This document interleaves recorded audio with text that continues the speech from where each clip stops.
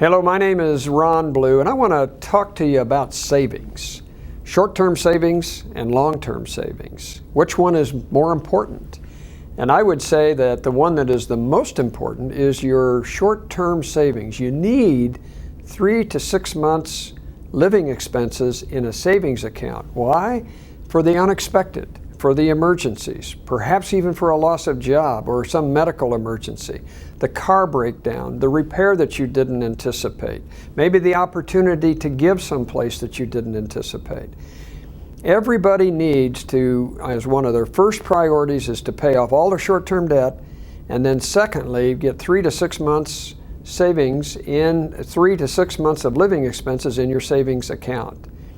Then you can begin to save for the long term, for maybe the lifestyle change that you want to make, a home or a car or something that you want to do, retirement, education, something like that.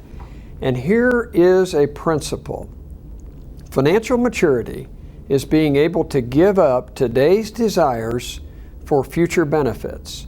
And if you started at age 25, and if you saved $83 a month for the long term towards your retirement, you would save $1,000 a year. And if you saved $1,000 a year and you did that for a working life for 40 years, you would have saved $40,000 towards retirement. Now, depending upon what interest that you earned on that or investment return that you earned, let's assume that it was 12.5%. And the reason I choose 12.5% is that that's not an unreasonable amount to earn over the long term, not in the short term, but over a 40-year time. It's not at all unusual to be able to earn that kind of return. And your $40,000 would now be worth $1 million. So you would have saved the $40,000 to have $1 million. Giving up $40,000 of today's desires for future benefit allowed you to save enough probably for retirement. Another place that I would always recommend that people save is in their 401ks or their 403bs, where there's any type of matching that is done by your employer. That's always a good return.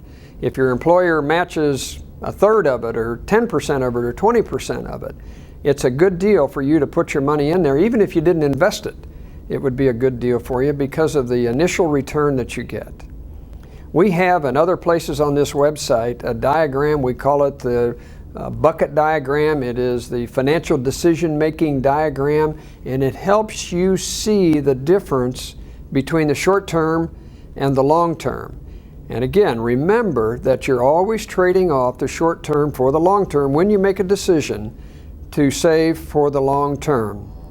The best feeling that you can have is to have the money in savings when that emergency or that unexpected expense comes up. And what you'll find over time is if you do that, when that expense comes up and you take the money out of savings, you really don't feel comfortable till you put it back in, because it's really nice and comfortable to have that saved for the future.